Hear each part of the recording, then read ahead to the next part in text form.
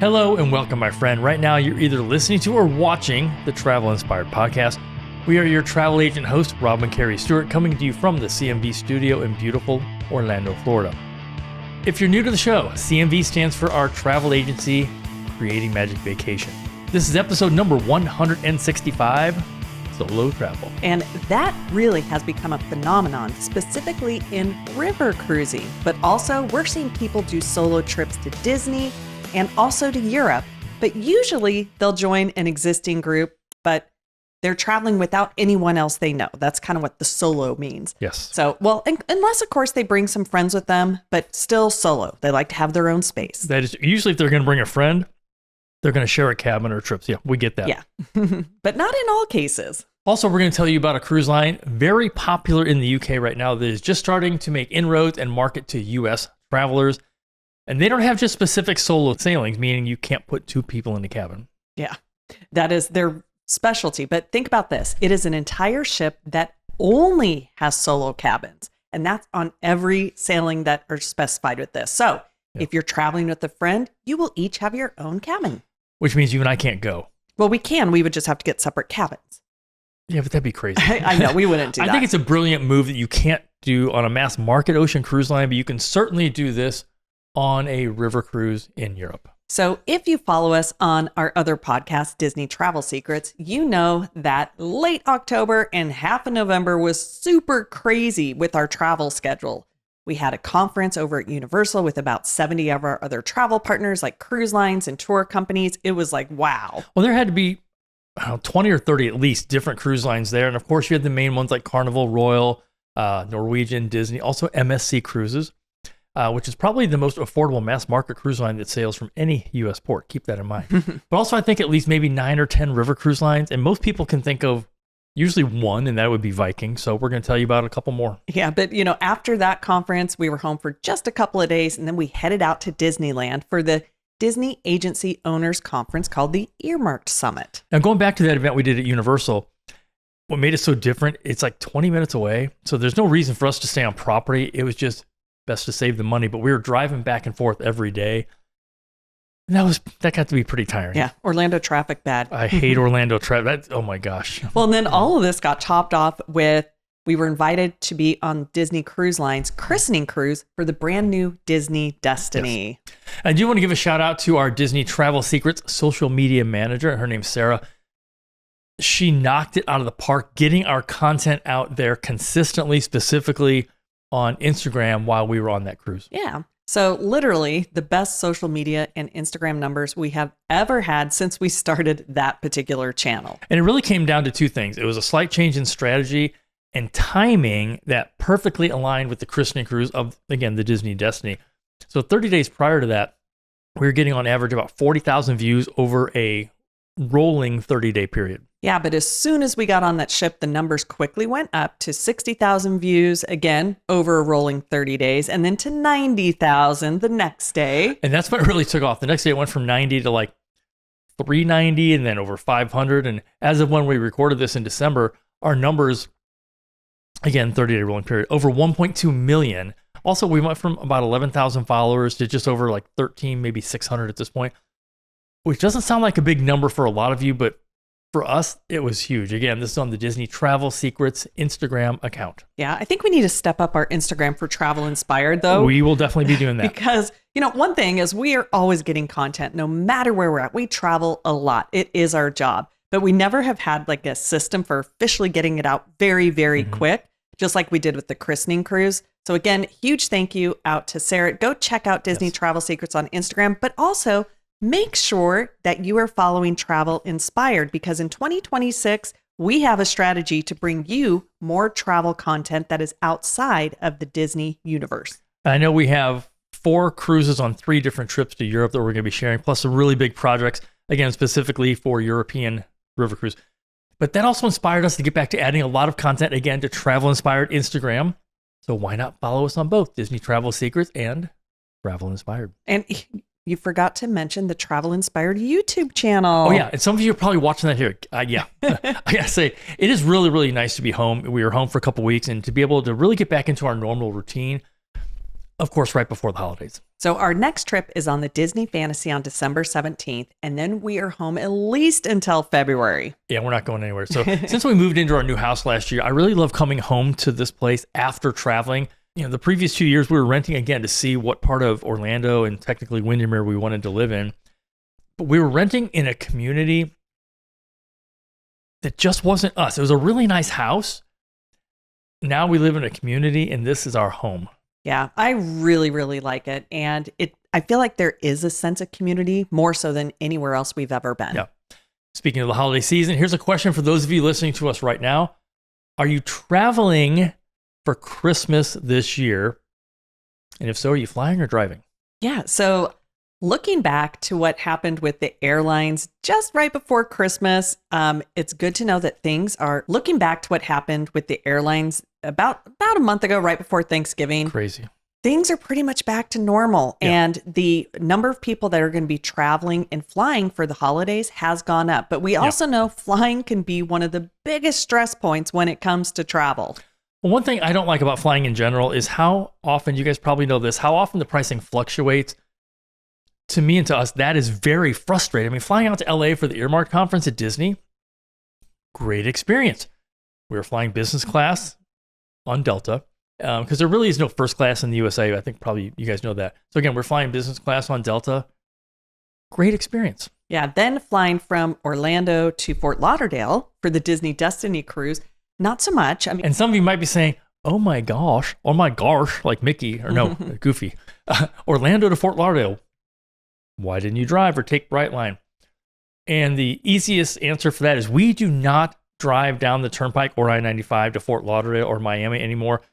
The traffic there is insane. Even compared to Orlando and I-4, the traffic in those two areas, I got to be blunt, it's frightening. it is frightening. And- The drivers are frightening. And Brightline was actually more expensive than Southwest, if you can believe that. Yeah. And it also reminded us why we don't fly Southwest anymore. I mean, I know that they're changing their boarding system sometime in the near future, but it pretty much is, you're just playing the lottery right now. So if you end up in Group C, like we did. That was totally not our fault. We were doing a training. We were doing a training with our agents. It was like 10:45 and our training was going to 11 and we do coaching calls with our agents. I'm like, we just forgot to get our boarding pass. Yeah. But the frustrating thing, though, is sometimes there's no room if you want to put your luggage above you. So you have to end up gate checking it, which kind of defeats the purpose of having carry-on only. It does. Okay, so let's get into a very niche travel segment, and that is solo travel. So earlier this year, we did a show on solo cruising. Now that segment has grown significantly. And I will say, when you are flying alone, sometimes that's a lot easier. Speaking of the flights, when you're with other people. I wouldn't know that because I only fly with her. Every year she flies off to her girls' trip, wherever she gallivants around the country. So I don't know what flying alone really means. I don't know. I just wanted to throw that in there. So here's a big reason. People are tired of waiting for other people's schedule to free up. We're talking about solo travel. And in that specific segment, you're not working around anyone else's schedule. You go when you want to go and you do what you want. And one of the best ways to do that, in our opinion, is on a European river cruise. You can cruise solo on any cruise you want, ocean or river, but you're going to pay extra. And unless there's some special, you might be paying double the cruise fare. And one company that is doing incredible things in this very space is Riviera Travel. Now, odds are, unless you live in the UK or someone else in Europe, you probably have never heard of them. That's because they mainly market to the clients over in the UK. Yeah. And I remember we ran into our friend, Gemma. She is a travel agent over in Manchester. Yeah. Sure, in the UK. And she was saying that they sell a ton of Riviera. Mm-hmm. But here's the thing you need to know. Over the last year or so, they've started marketing to US clients. And I think that is great for our team at Creating Magic Vacations. And it's also great for you if you want to do some solo traveling. Yes. I will say we've only sailed with them a short time. I think one of the shortest cruises we've ever done. We have done some 2-night cruises, but they're usually ocean ships. So we sailed on them. It was a 2-night inaugural, and that was cruising from Budapest to Vienna for a river cruise conference. So I got to say, the experience just over 2 nights was really nice. We are looking forward to sailing with them again in the near future. They've become a big partner for us in 2026. Yeah, and their ships and the service was spectacular. So as we mentioned, you can do a solo cruise, but with River, it's just so much easier. And what I like is it's more intimate because you really do get to know some of the passengers. And we do have like one of our friends and our neighbor, Margot.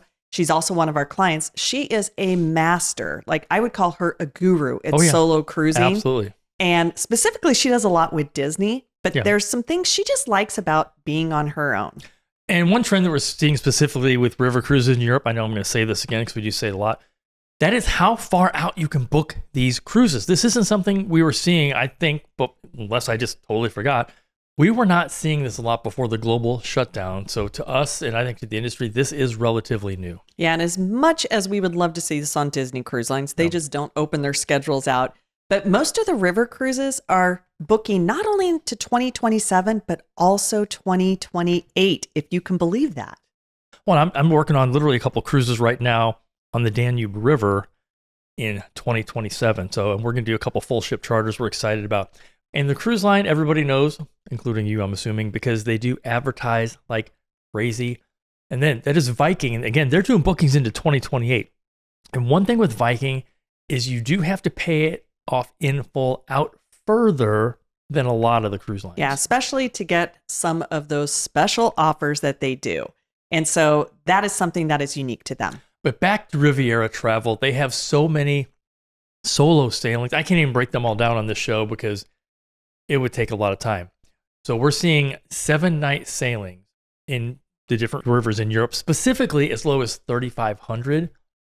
And the cabin belongs to you. Yeah. Another thing that makes them different than most of the cruise lines is their drink packages. Yes. They include liquor and it's all day. Most other cruise lines that are on the river are going to just offer beer and wine at lunch and dinner.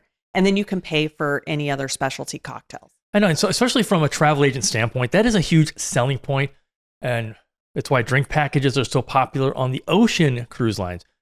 People want to know what they're paying all in without having to keep breaking out their wallet or key card every time they go to get a drink on the non-drinking hours. I guess they call that. I don't know what they call it. We're going to call it that. The closed bar times. Yes. Yeah, but in a very bold move for 2027, they're launching something truly amazing and groundbreaking. They are. So Riviera is the world's first river cruise ship that is dedicated entirely to solo travelers. Yes, every cabin on this newly reimagined ship, it's called the MS George Eliot, is for one guest only. So there's no sharing, which means no single supplements, that little extra price you pay if you're going solo usually. What I think is really unique about Riviera is their ships are named after favorite writers and poets. Yeah, I know. It's kind of cool. So now I'm pretty sure they're not going to have tables in the restaurant for just one person. So you'll probably end up sitting with other people, which is great. That's another reason to cruise. You're going to meet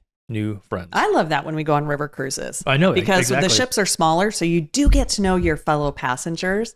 And so all of the tour companies out there, although they don't do solo specific cruises, they will allow solo travelers on board, right? And depending upon the company or where you're going, there may not be a single supplement, but I say may not because they are hard to find. It really depends on the sailing.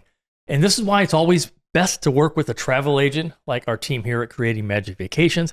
Now, if you're thinking, you know what, I'm a little nervous to do solo traveling by myself, I do think that a river cruise is a great way to do it because all your excursions are included, your food's included, and you will be on board with other guests, but also great staff members. So the key is getting matched up. And then plus there are tons of solo trips that are happening. We see it all the time with Disney. People doing just like an adult, just a mom's getaway for the weekend and treating themselves to going maybe down to a destination. They do the spa. So if you've ever wanted to do solo traveling, definitely reach out to us and we can help find the perfect trip that you're going to be comfortable doing. I think something worth mentioning is if you've never been to Europe and you really want to do this, a cruise is the best way, whether it's in an ocean or a river, but solo cruising is you're going to be surrounded by people that I will tell you by the end of the cruise, they will become your friends. That's happened on actually every one of our cruises. I know, right? And so I think it's the safest way to see Europe because you're going to be in a group setting, even though you're traveling by yourself. Yes, you are. So coming up next on a couple episodes of the Travel Inspired podcast, we're going to talk about travel trends for 2026 and also this very interesting topic. Have you ever thought about traveling to a location based on either where the TV show or movie was filmed or a book was written about? Yeah, so we're going to give you several examples of that, including one from Rob's favorite author, one of his favorite authors, I have a Steve lot. Berry, No. who sets a lot of his locations in Europe. He also happens to be an Orlando resident living very close to the mouse. That's all I can say.